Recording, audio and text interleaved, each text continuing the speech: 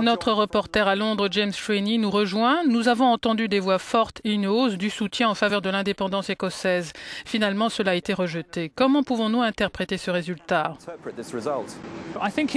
C'était très intéressant de voir pendant la campagne que les trois leaders des principaux partis politiques, le Premier ministre britannique David Cameron, Nick Clegg, le vice-premier ministre, et Ed Miliband, le leader de l'opposition, brillaient par leur absence. Je pense que M. Salmond sait bien créer des liens avec les électeurs écossais. Il a promis cette sorte de social-démocratie scandinave à ses électeurs qui se sont sentis délaissés peut-être en 1997 quand le parti travailliste de Tony Blair s'est déplacé vers le centre. Je pense que cela s'inscrit dans une tendance. Souvenez-vous aussi de ce que nous avons vu en mai lors des élections européennes. Le parti UKIP a terminé en tête. C'est une tendance d'électeurs britanniques qui rejettent l'establishment. Le Royaume-Uni n'est pas sur le point d'être démantelé comme beaucoup l'ont craint. Du coup, dans quelle position se retrouve la Grande-Bretagne au sein de l'Union européenne et à un niveau international?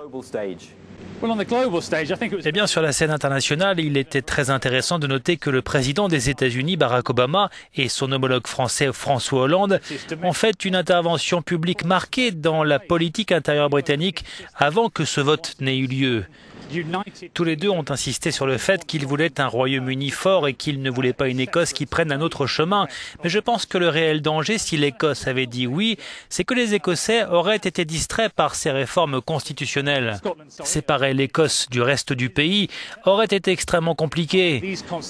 On a eu tous ces débats sur la monnaie, sur qui détient la dette et des questions de base comme les contrôles à la frontière.